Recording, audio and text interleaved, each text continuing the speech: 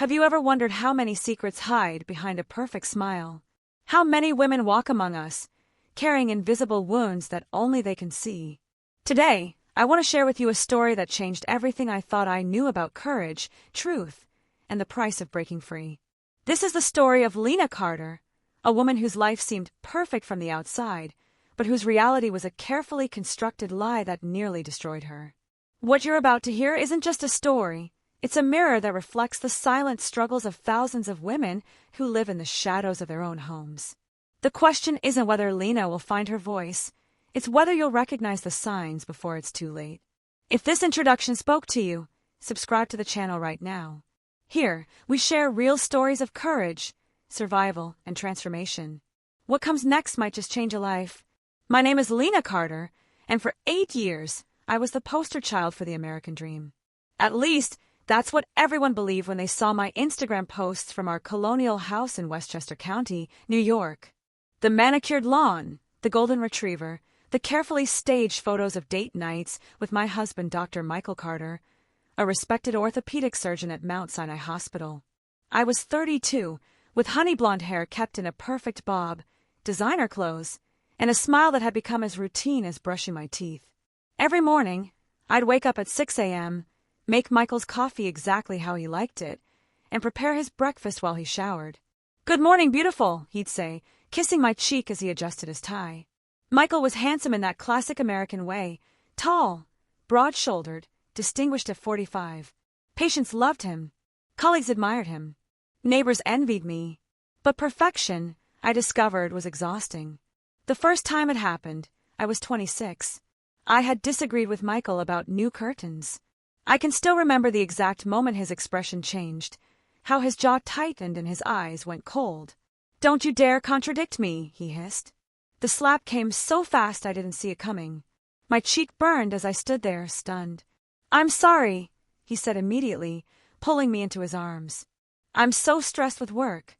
I didn't mean to. God, Lena, I'm so sorry. You know I would never hurt you intentionally."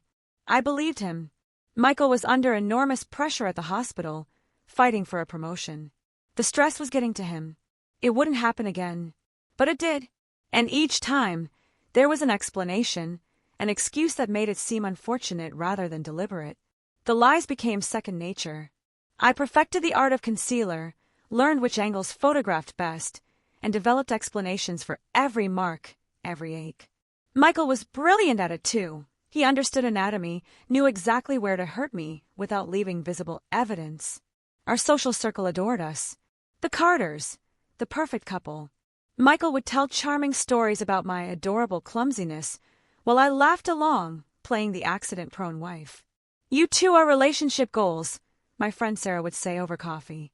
"Michael is so patient with you. Remember when you fell down the stairs last month? He took such good care of you." I'd nod and smile, sipping my latte while invisible bruises reminded me there had been no stairs involved, just Michael's frustration over a dinner that wasn't ready when he came home. By our 8th anniversary, I had become a ghost in my own life, carefully maintaining displays that told the story of a happiness I could barely remember feeling. The morning that changed, everything started like any other. Michael was preparing for surgery, and I was reviewing a logo design in my home office. Around 3 in the afternoon, I heard his car in the driveway, too early, which usually meant trouble. He walked through the door with a particular expression I'd learned to fear, jaw clenched, shoulders rigid, eyes flat and distant. The surgery had been canceled, he explained curtly. "How was work?" I asked carefully, not turning from the stove where I was stirring risotto. "Terrible," he snapped. "Henderson got the promotion I've been working toward for 3 years." I made a sympathetic sound, keeping focused on the risotto. "I'm sorry. That must be incredibly frustrating. You know what Henderson has that I don't? A wife who actually supports his career, who makes herself indispensable to his success." The criticism was subtle but unmistakable. In Michael's narrative, his professional disappointment was somehow my fault. "The hospital gala is next month," I said carefully. "I've already RSVP'd. Right, where you'll spend the entire evening sitting quietly in the corner, contributing nothing." I stirred more vigorously, using the motion to manage my anxiety. "I can try to be more engaged. 8 years of marriage, Lena." 8 years of opportunities to build relationships that could benefit my career, and you've wasted every single one. The unfairness hit me like a physical blow.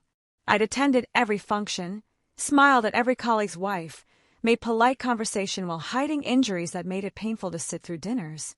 That's not fair, I said quietly. I've supported your career. I've been to every event. Supported? You call sitting there like a mute support. Something cracked inside me. Not my rib this time, but something deeper. I have a job, I said firmly. I'm a graphic designer. I have clients who value my work. Part-time freelancing isn't a real job, Lena. It's a hobby. I could work more if you didn't criticize every client meeting, every opportunity to grow my business, I said, the words coming out before I could stop them. Michael's expression shifted to familiar anger. Excuse me. You say I don't support your career, but you've systematically undermined mine for years. You've isolated me from friends who might refer clients. You've made it impossible for me to build the kind of business that could make me financially independent. The last words hung in the air like a confession. Financially independent, he repeated slowly. Is that what this is about? You want to leave me? I want to be a full partner in our marriage, I said carefully. I want my work to be respected. Your contributions. What contributions would those be exactly? The 8 years I've spent building a life with you. The support I've given you through medical school, residency, establishing your practice. The wife I've been despite. I stopped myself, but Michael caught the implication. Despite what, Lena? This was the moment. I could step back, apologize, return to familiar patterns. Or I could step forward into unknown territory, armed with nothing but the truth. Despite the fact that you hurt me, I said quietly. Despite the fact that you've been hurting me for years. The silence was absolute. Michael stared at me with an expression between shock and rage. I hurt you, he said finally, eerily calm. That's what you think of our marriage. I know you hurt me. The broken rib wasn't an accident, Michael. The bruises, the twisted ankle, the concussion, none of it was accidental. You're having some kind of breakdown, he said, uncertainty flickering in his eyes. The doctor at Mount Sinai knew. He took one look at my x-ray and knew the fracture pattern wasn't consistent with a fall. Michael's face flushed red. That pretentious little resident was fishing for drama. He was doing his job, and he saw what I've been too afraid to admit. So what are you saying? That I'm some kind of monster? I'm saying I deserve better than this. I deserve to live without fear, without walking on eggshells, without monitoring your moods to avoid triggering your anger. You think I just randomly decide to hurt you? I think you hurt me when you can't control other aspects of your life.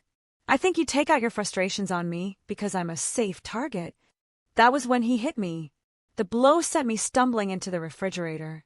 But this time was different. This time, I didn't immediately begin constructing explanations.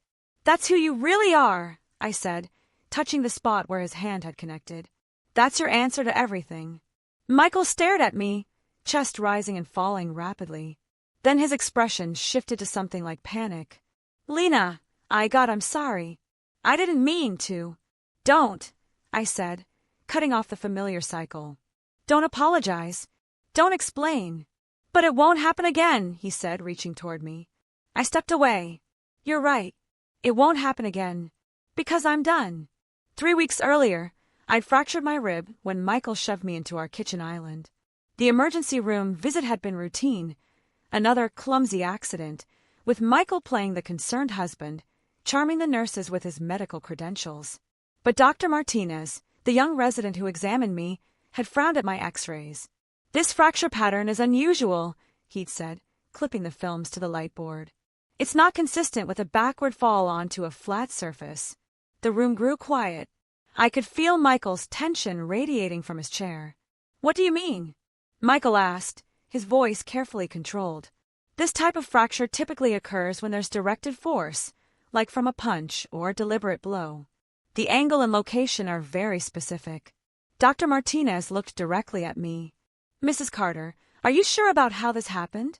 For a moment, I felt suspended between two worlds, one where I continued protecting Michael, and another where I told the truth.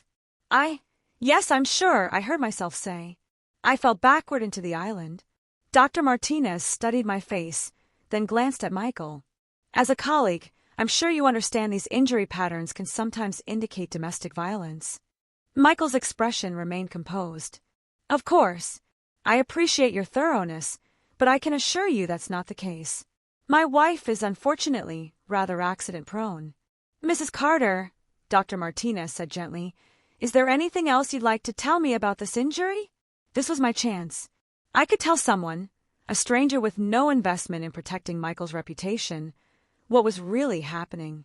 But I looked at Michael, saw the warning in his eyes, thought about our life together, our house, our shared finances. No, I said finally, nothing else. It was just an accident.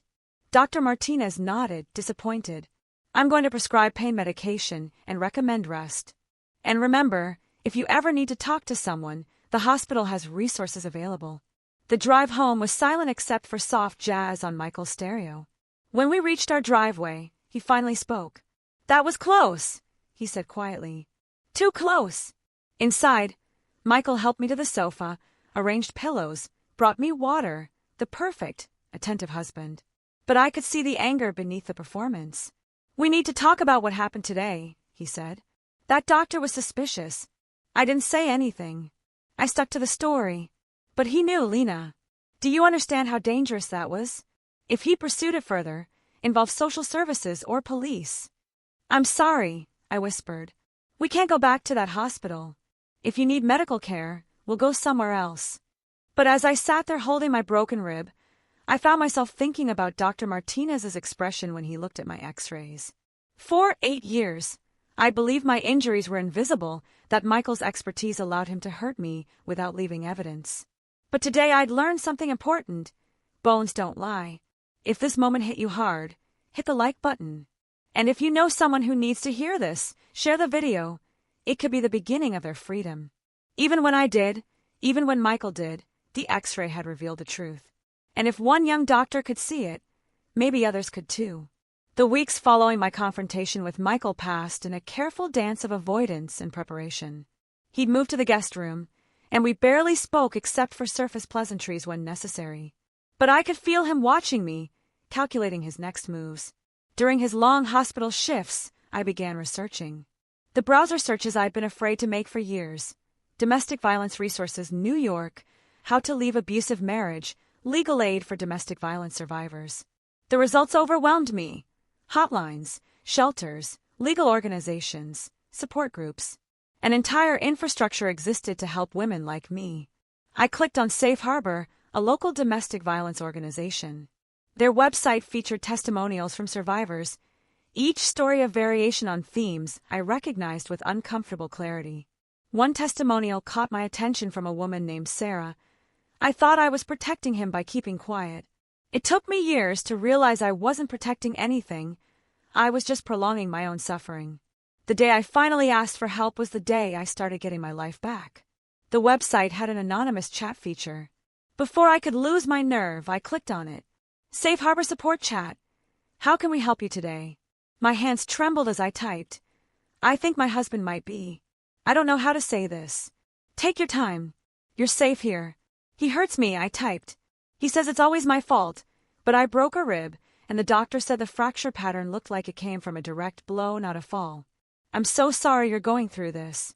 It sounds like domestic violence, and none of it is your fault. For the first time in years, I told the truth. I described the escalating violence, the careful concealment, the isolation, how Michael used his medical knowledge and professional reputation to maintain control. The counselor, Rebecca, responded with validation and information. She explained the cycle of domestic violence, how abusers systematically break down victims' sense of reality. It's common for victims to blame themselves, Rebecca typed. Your husband is a trained manipulator who has convinced you his violence is your fault. But abuse is always a choice the abuser makes. Rebecca sent me links to safety planning resources, information about restraining orders, details about local shelters. She explained I could call anytime, that there was no pressure to take specific action. One thing I want you to remember, she wrote, is that you deserve to be safe. You deserve relationships built on respect and love, not control and violence. Over the following weeks, I chatted with safe harbor counselors regularly, always when Michael was at work, always deleting browser history afterward. Each conversation added layers to my understanding of our relationship dynamics. I learned terms like gaslighting and trauma bonding. I discovered that the isolation I'd experienced was a deliberate tactic, that Michael's charm with our friends and neighbors served the dual purpose of maintaining his reputation while making it harder for me to convince anyone that abuse was happening behind closed doors. "He's systematically broken down your support system," Rebecca explained during one of our chats. "Classic abuser behavior. They isolate their victims so thoroughly that leaving feels impossible because there's nowhere to go." But knowledge didn't automatically translate to action. Even as I became more aware of the patterns, I still found myself falling into familiar rhythms, making Michael's coffee, monitoring his moods, crafting careful responses to avoid conflict.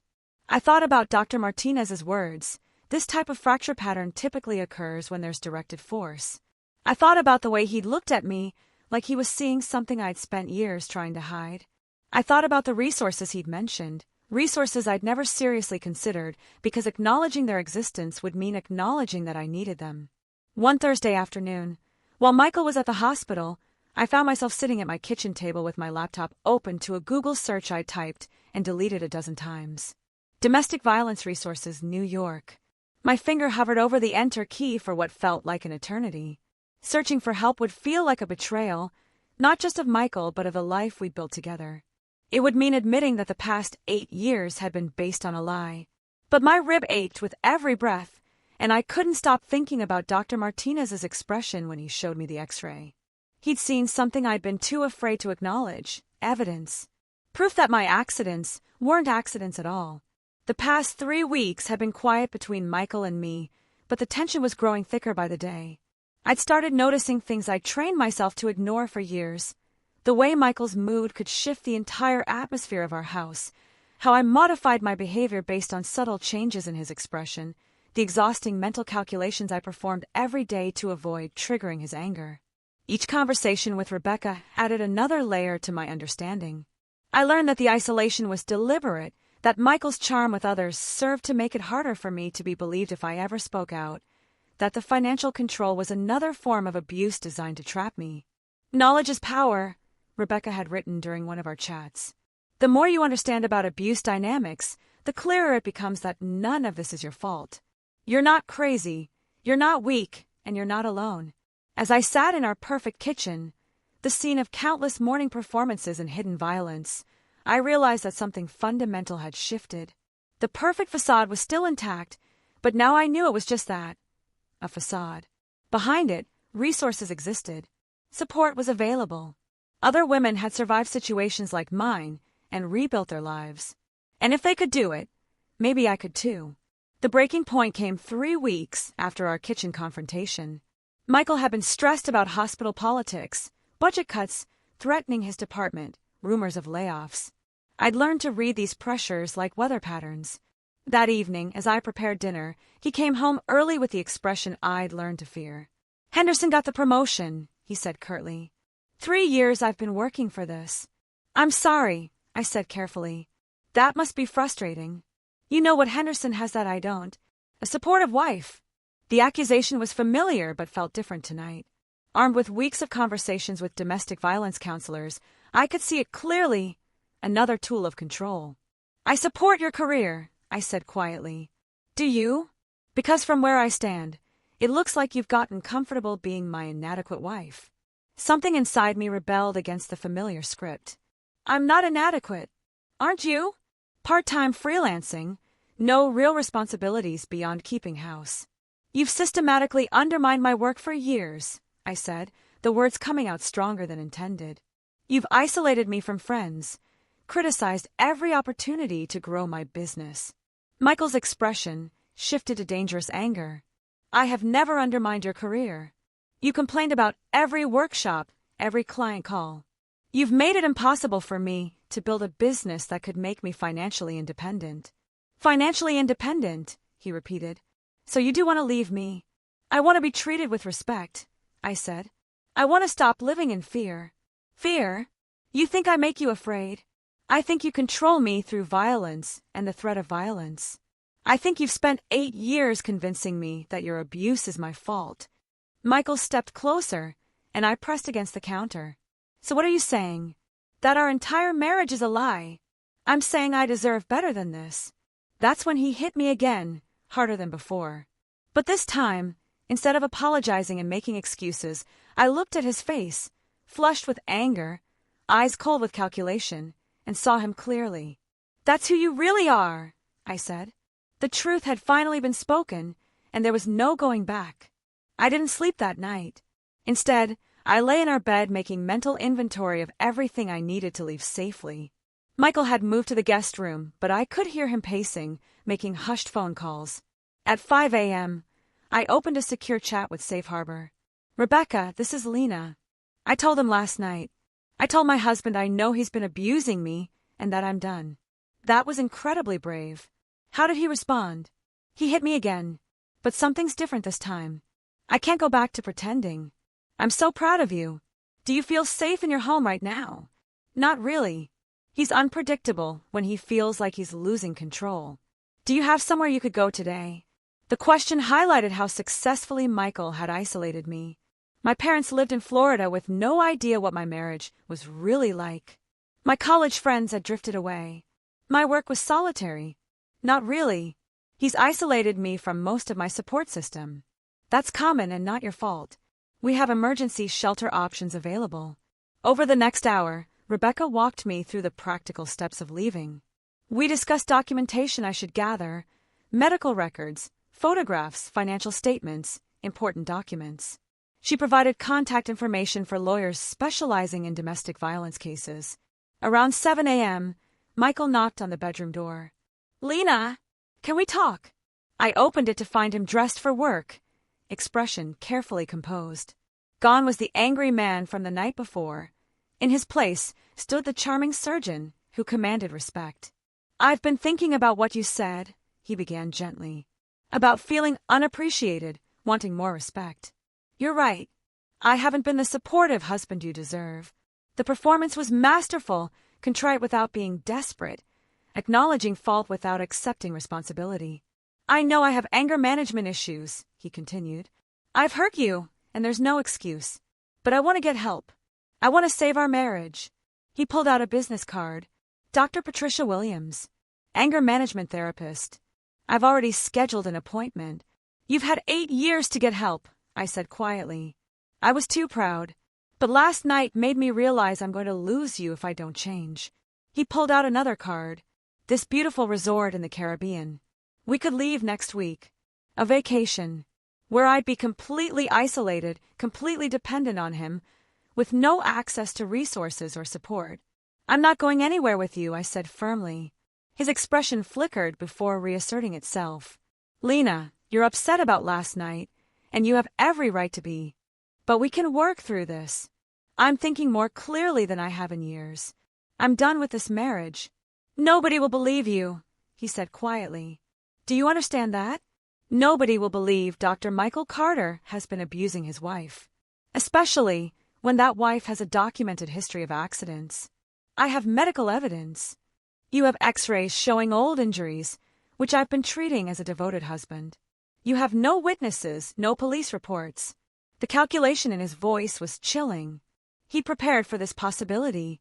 Our finances are completely intertwined, he continued. This house, our investments, your little business, it's all tied up in assets I control. If you divorce me, you'll walk away with almost nothing. I'll figure it out, I said, though the prospect terrified me. Will you? You've gotten comfortable with a lifestyle that depends entirely on my income. Are you prepared to give up this house, this security? Yes, I said, surprising myself with how quickly the answer came. I'm prepared to give it all up if it means being safe. Michael stared at me, recalculating. What about children? We've talked about starting a family. The cruelty of using my desire for children as a weapon took my breath away. I want children, I said carefully, but not with someone who might hurt them the way he's hurt me. I would never hurt our children. You hurt me. The woman you supposedly love. Michael's composure cracked. This is insane. You're talking about destroying our entire life over a few arguments that got out of hand. everyone doesn't break their spouse's ribs during arguments. I moved to our dresser and began packing an overnight bag. The simple act felt like reclaiming pieces of myself. "What are you doing?" Michael asked, panic in his voice. "I'm leaving this house today." "Where will you go?" "You don't have anywhere to go." "I'll figure it out." "With what money?" "You have maybe a few $1,000s. "I'll figure it out," I repeated, adding my laptop and phone charger. "Lena, please. Think about this logically. We have a good life together. I'm willing to get help. To change. Isn't that worth trying?" I stopped packing and looked at him directly. "In 8 years of marriage, can you think of a single week where I wasn't afraid of making you angry?" He opened his mouth, then closed it. "Can you think of a single year where I felt safe in my own home?" Silence. "That's not a marriage. That's survival. And I'm tired of just surviving." I slung the bag over my shoulder. "I'm going to a hotel today. Tomorrow I'm contacting a lawyer. I'm filing for divorce and requesting a restraining order." "You're making the biggest mistake of your life," Michael said. "No. The biggest mistake was staying silent for 8 years. I'm not making that mistake anymore." As I walked to the front door, Michael called after me. "I'm sorry. For all of it. I really am sorry." For a moment, I felt the familiar tug of sympathy. But then I remembered Rebecca's words. The apology is part of a cycle of abuse, designed to reset the relationship and prevent consequences. "I believe you are sorry," I said. "But sorry isn't enough anymore." I walked outside into the crisp October morning, free for the first time in 8 years. 6 months later, I stood in my small studio apartment bathroom, getting ready for my final court date. The woman in the mirror looked like a stranger, thinner, with worry lines, but also something new I'd finally learned to recognize: strength. The apartment was tiny compared to our Westchester house. 1 room, a kitchenette, thin walls where I could hear neighbors' conversations. But it was mine, paid for with my own money, and I could breathe freely within its walls. Leaving Michael had been the beginning, not the end, of reclaiming my life. The hotel room that first night had given way to emergency shelter housing, then to this apartment once I'd established my own bank account and rebuilt my client base. Rebecca had been right about the dangers of leaving. Michael's harassment escalated immediately, phone calls at all hours, surprise visits, flowers with cards mixing apology with veiled threats. He'd used his connections to track my whereabouts, convince mutual friends I was having a breakdown. But I'd also learned I was stronger than I'd imagined. The temporary restraining order had been extended to permanent after Michael violated it repeatedly. The lawyer's safe harbor connected me with Sarah Martinez had been invaluable in building a case that even Michael's resources couldn't easily dismiss. "Your medical records are compelling evidence," Sarah had explained, "especially the X-ray with Dr. Martinez's notes about injury patterns. But we need to prepare for Michael to challenge your credibility." She'd been right. Michael's lawyer claimed I was suffering from depression and anxiety that made my perceptions unreliable. They argued my accidents were self-inflicted attention-seeking. They suggested my decision to leave was motivated by greed. But Sarah had been thorough. She tracked down other women from Michael's past: a college girlfriend who'd broken up with him after he pushed her downstairs, a nurse who'd reported inappropriate behavior before mysteriously withdrawing the complaint, patterns of control and violence that predated our marriage. Most importantly, she'd helped me find my voice. "Your testimony is the most powerful evidence we have," Sarah had told me. "When you speak your truth clearly and confidently, juries believe you." Today was the final hearing. Michael had fought every aspect, dragging out a process that should have taken months into nearly a year. But his resistance had worked against him, making him appear vindictive rather than the wronged husband he tried to portray. My phone buzzed with supportive messages from Rebecca, Sarah, and surprisingly, Dr. Martinez. "Heard about your court date. Proud of you for speaking out. Your courage will help other women." The courthouse in White Plains felt surreal. 6 months ago, I'd been a woman who couldn't imagine life outside her marriage. Now I was fighting for freedom in a court of law, supported by advocates who believed my story. Sarah met me in the lobby. "Michael's lawyer will make one final attempt to discredit you. Remember your training. Stick to facts. Speak clearly. Don't let them bait you." The courtroom was smaller than expected, with wood-paneled walls and harsh fluorescent lighting. Michael was already seated with his lawyer, a sharp-featured woman named Patricia Hawkins, who specialized in defending frivolous domestic violence claims. When Michael looked up and saw me, our eyes met for the first time since I'd left. He looked older, more worn, with new lines and gray threading through his hair. For a moment, I felt the old sympathy. But then I remembered the weight of fear I'd carried for 8 years, the careful calculations to avoid triggering his anger, the broken rib that had opened my eyes. Judge Patricia Morrison called the session to order, her voice carrying authority earned through countless similar cases. "This is the final hearing in Carter versus Carter," she announced. "Mrs. Carter, I understand you'd like to make a statement." I approached the witness stand on unsteady legs, hands trembling as every eye focused on me. This was my moment, the culmination of months of preparation, of finding my voice. "Your Honor," I began, voice stronger than expected. "My name is Lena Carter, and for 8 years I was systematically abused, isolated, and controlled by a man who used his medical knowledge, professional reputation, and financial power to trap me in a marriage that nearly destroyed my sense of self. I detail the pattern of abuse, the escalation from emotional manipulation to physical violence, how Michael used his medical expertise to inflict maximum pain while minimizing evidence. Michael understood anatomy better than most people. He knew exactly where to hit me to cause pain without leaving visible marks. When I did sustain visible injuries, he was ready with plausible explanations that played into a narrative of my supposed clumsiness. I talked about the fractured rib that had finally opened my eyes, about Dr. Martinez's observation that the injury pattern wasn't consistent with accident, about acknowledging that my husband's violence was deliberate. The hardest part wasn't the physical pain. It was how Michael convinced me I was responsible for his violence. That if I could just be less clumsy, less provocative, less something, then he wouldn't hurt me. I spent 8 years believing I could control his behavior by perfecting my own. When I finished, the courtroom was silent except for soft ventilation hum. I felt drained but lighter, as if speaking truth had physically removed weight I'd carried for years. Michael's lawyer cross-examined me, trying to make me appear calculating and dishonest, suggesting my narrative was motivated by desire for favorable divorce settlement. But Sarah had prepared me well, and my responses were measured and consistent. When Dr. Martinez testified, his account was devastating to Michael's defense. He explained the X-ray findings in clinical detail, noting the fracture pattern was absolutely inconsistent with a backward fall and strongly suggestive of direct impact from a focused blow.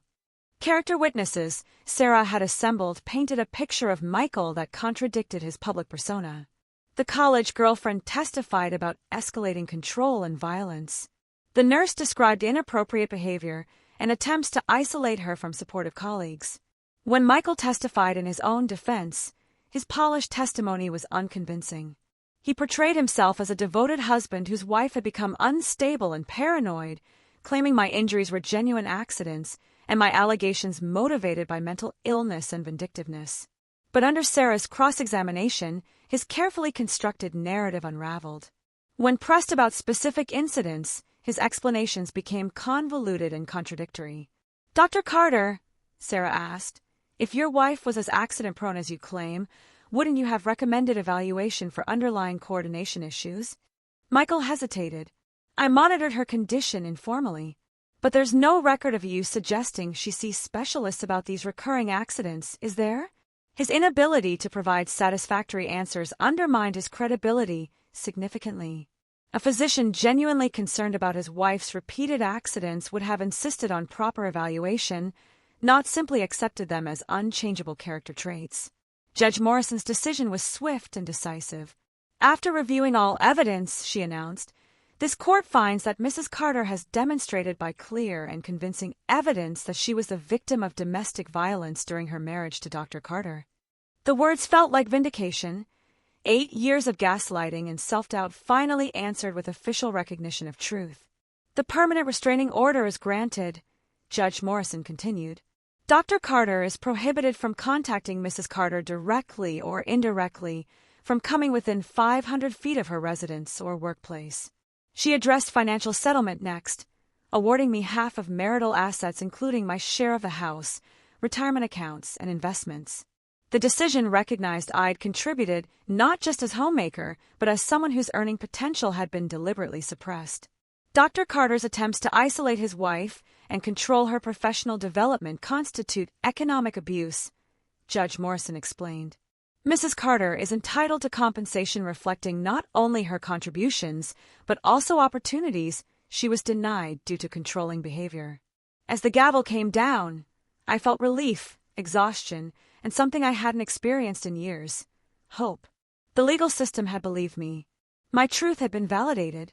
After 8 years of silence, my voice had finally been heard.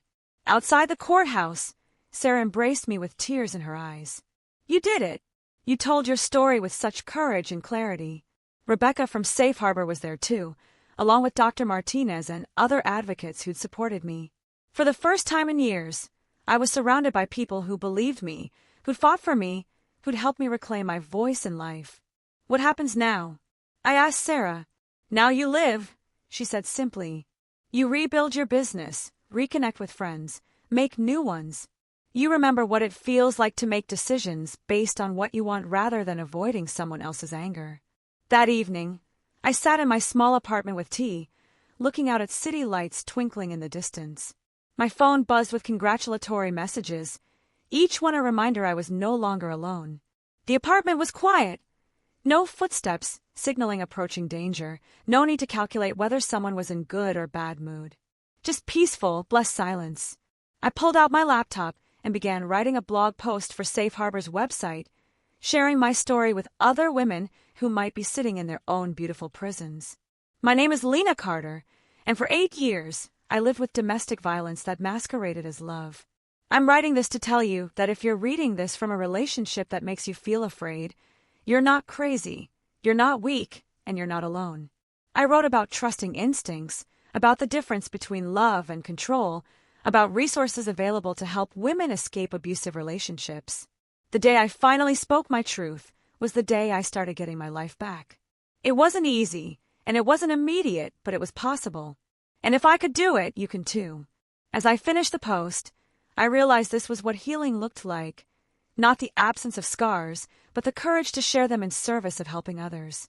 Not erasure of my past, but transformation of it into something that could light the way for women still trapped in darkness. The X-ray that had revealed the truth about my broken rib now hung framed on my apartment wall, not as a reminder of violence, but as proof that bones don't lie, that evidence exists even when victims are silenced, and that sometimes the truth will find a way to surface no matter how deeply it's buried. My husband had said it was an accident, but the X-ray had proved otherwise, and in proving that one lie false, it had started a chain reaction that led not just to my freedom, but to my ability to help other women recognize the lies in their own lives. I was finally free, and I was never going back. 2 years later, I stood before a room of medical residents at Mount Sinai Hospital, the same hospital where Dr. Martinez had first seen through the lies defining my marriage. But today I wasn't a patient with concealed injuries. I was an advocate, sharing my story as part of domestic violence training. The average victim leaves her abuser 7 times before leaving permanently, I told the attentive young doctors. But that statistic doesn't capture why leaving is so difficult, or the crucial role medical professionals can play in helping victims find courage to escape. Dr. Martinez, now a senior resident, sat in the front row. Our paths had crossed several times over 2 years, at conferences, training sessions, advocacy events. He'd become one of the hospital's leading voices for improving domestic violence protocols. When I came to this emergency room with a fractured rib, I continued. I was prepared to lie. I had an explanation my husband and I had rehearsed.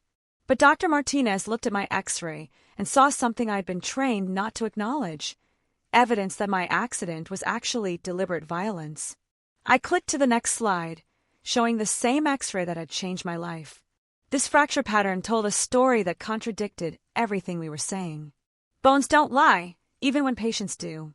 Even when victims are too afraid to tell the truth. One resident raised her hand. What would have happened if Dr. Martinez hadn't recognized the injury pattern? I probably would have stayed married to my abuser for several more years. The violence was escalating. If Dr. Martinez hadn't planted that seed of truth, hadn't given me language to describe what was really happening, I might not have survived long enough to find courage to leave. After my presentation, I met with Dr. Martinez and other staff to discuss domestic violence protocols. We talked about practical strategies for creating opportunities for victims to disclose abuse safely. The biggest challenge, explained Dr. Sarah Chun, the hospital's domestic violence coordinator, is that victims often come in with their abusers present. The perpetrator manages the narrative and prevents honest communication. That's exactly what Michael did, I confirmed. He never left me alone with medical staff. He charmed everyone, provided plausible explanations, positioned himself as the concerned husband. So how do we break through that? Asked Dr. Martinez. Create moments of privacy. Send the partner to fill out paperwork. Ask questions when you're alone with the patient, even for 30 seconds. Use language like, I see this injury pattern frequently in patients who've been hurt by someone they know. The key, I emphasized, is letting victims know you've seen this before, that they're not alone, that you're equipped to help.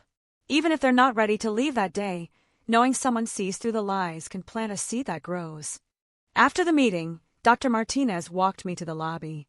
How are you doing? He asked. I'm good, I said and meant it. Really good.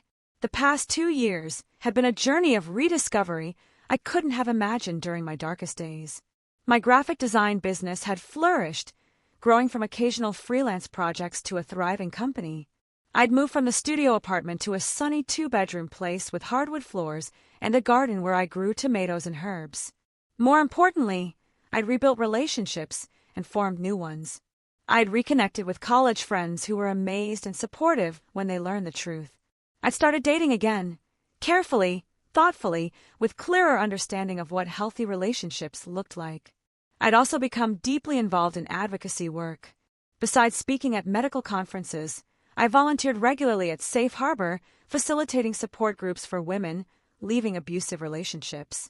Rebecca had become not just a counselor but a friend who understood the journey from victim to survivor to advocate. What's next for you? Dr. Martinez asked. I'm writing a book about the medical aspects of domestic violence, how abusers use anatomy knowledge to maximize pain while minimizing evidence, how medical professionals can better recognize signs of abuse, how to create safe spaces for disclosure. That sounds incredibly important. I hope it will be. There are so many women sitting in emergency rooms right now, giving carefully rehearsed explanations for injuries that weren't accidents. If I can help even a few medical professionals see through those lies the way you saw through mine, it will be worth it. As I walked to my car, I thought about the woman I'd been 2 years earlier, afraid, isolated, convinced the violence was somehow her fault. That woman couldn't have imagined standing before doctors, sharing her story with confidence, using her experience to help others. The transformation hadn't been instant or easy. Healing from abuse was an ongoing process requiring therapy, patience, and support from people who understood trauma. There were still days when I caught myself monitoring others' moods, moments when unexpected anger could trigger flashbacks.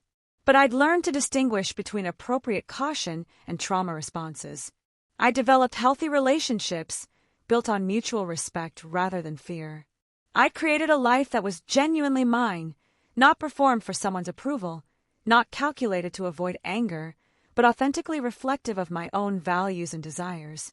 That evening, I attended a friend's dinner party, something impossible during my marriage without extensive negotiation and mood management. The conversation was lively, covering everything from politics to travel to career changes. I participated freely, sharing opinions without calculating how my words might be interpreted or punished later. Lena, you seem so different from when we first reconnected, said my friend Katie, a college roommate I'd lost touch with during marriage. More confident, more yourself. It makes perfect sense, I said. I spent 8 years becoming an expert at being whoever someone else needed me to be. Learning to be myself again has been one of the most challenging and rewarding experiences of my life.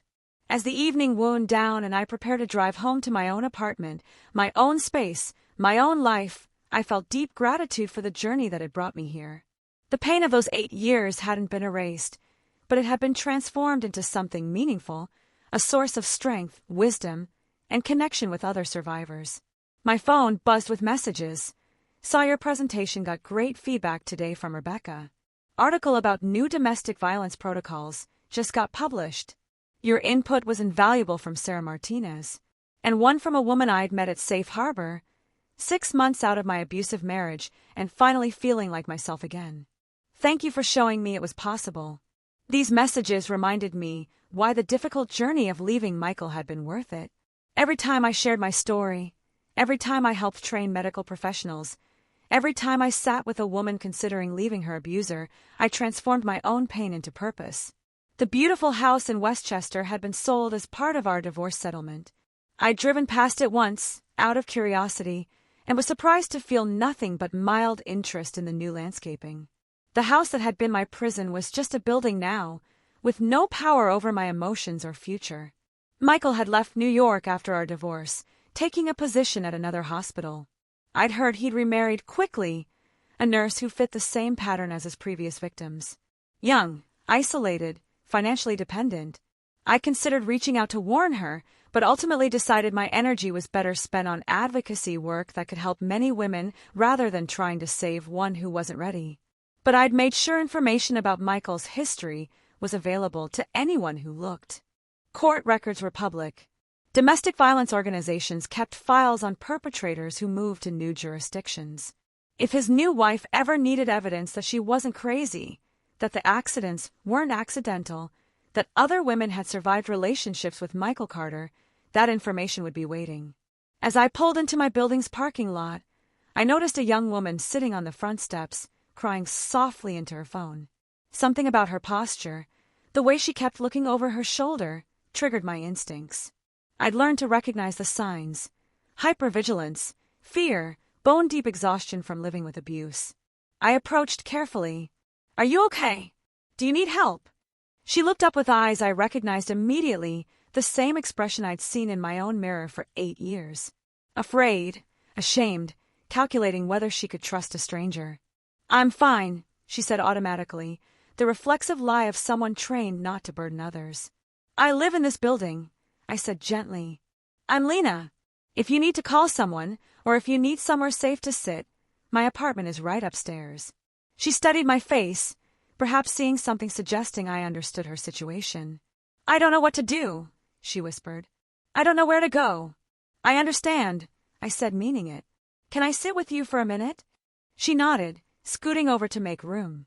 I sat beside her, close enough to offer comfort, but far enough to avoid feeling threatening. "Whatever's happening," I said quietly, "you don't have to figure it out alone. There are people who can help, resources available, options you might not know about. My husband, he says no one will believe me. He says I'm crazy, that I imagine things." The words were so familiar they took my breath away. "What's your name?" "Jessica." "Jessica, I want you to know something important. You're not crazy. If someone is making you feel afraid in your own home, if you're calculating your words to avoid someone's anger, if you're explaining away injuries, you're not imagining it. And you're not alone." I pulled a Safe Harbor card from my wallet. "These people saved my life. They can help you figure out your options, even if you're not ready to leave right now." Jessica took the card with trembling hands. Were you?" "I was married to an abusive man for 8 years. He was charming, successful, respected in our community. Everyone thought we had the perfect marriage. But behind closed doors, he controlled and hurt me in ways that nearly destroyed my sense of self." "How did you get out?" "Slowly. With help. With support from people who understood what I was going through." I gestured toward the card. It started with a conversation, just like this one.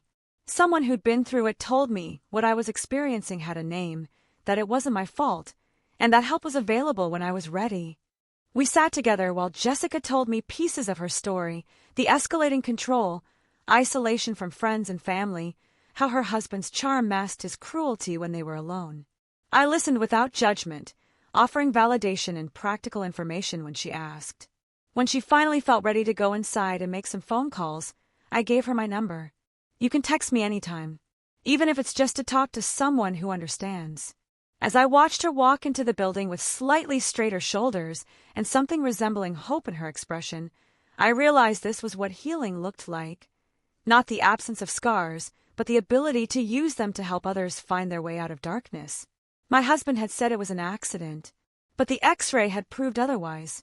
And in proving that one lie false, it had started a chain reaction that led not just to my own freedom, but to my ability to help other women recognize the lies in their own lives. The truth, I'd learned, was contagious. Once you started speaking it, it spread. To doctors who learned to recognize injury patterns, to lawyers who fought for survivors' rights, to other women who found courage to acknowledge their accidents weren't accidental either.